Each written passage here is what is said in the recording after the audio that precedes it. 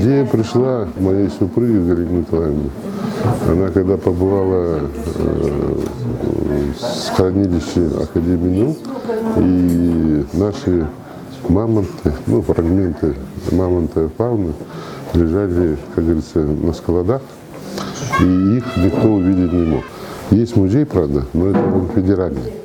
Мамонты, да? А здесь мы можем показать фрагменты не только мамонта, а остатков мамонта, да? Но и бизонов, там, даже древних лошадей и так далее.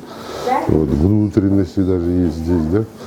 Это для чего мы хотим сделать? Для того, чтобы люди, вот, когда покупали у нас изделия из мамонтовой кости, они поняли, что они берут вообще, что за это вообще материал, откуда он добывается, где у нас в Якутии самое большое количество остатков находится у нас, поэтому мы хотим, чтобы вот люди видели, то есть всю цепочку от добычи, вот, и даже от истории, вообще, добыча, переработка, и вот уже вот видите, вот здесь уже изделия в готовом виде. Вот. Но у нас не только мамонты, у нас еще и бриллианты нашей гордости, да? И мы эти изделия предоставляем, допустим, всем нашим покупателям.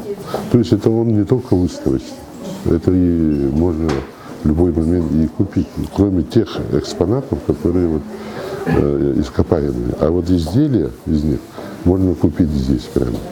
Поэтому это уникальный центр, который такого вообще нигде, я думаю, в мире нет. Мы совместно работаем с косторезами, и поэтому у них сейчас сбыт продукции своей очень сложный. Во-первых, таможня, очень сложности таможенного оформления, да. Вот. И здесь, вот, когда будут гости, им будет проще продавать. То есть здесь мы им предоставляем площадку, на которой они могут продавать свои изделия. И плюс поддерживаем вот тех же камнерезов, которые вот хромдиопсид, чароид, они нам изготовляют вот фрагменты наших изделий, и мы этим самым тоже, они постоянно имеют доход. Поэтому вот это, думаю, совместная работа будет продолжаться. Ну, в соседнем зале мы перенесли галерею костюмов Августины Филипповой, и там же мы уже создали музей нагрудных женских украшений мира.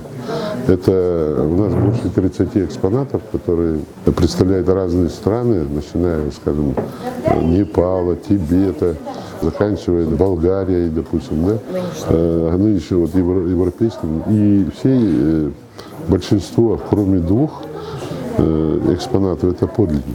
Да? И вот у нас Саудовская Аравия, Турция, Латвии, Литвы, там, и это очень много, Казахстан представлен, Китай. Вот. И мы будем дальше это собирать, и это очень тоже интересно для наших посетителей.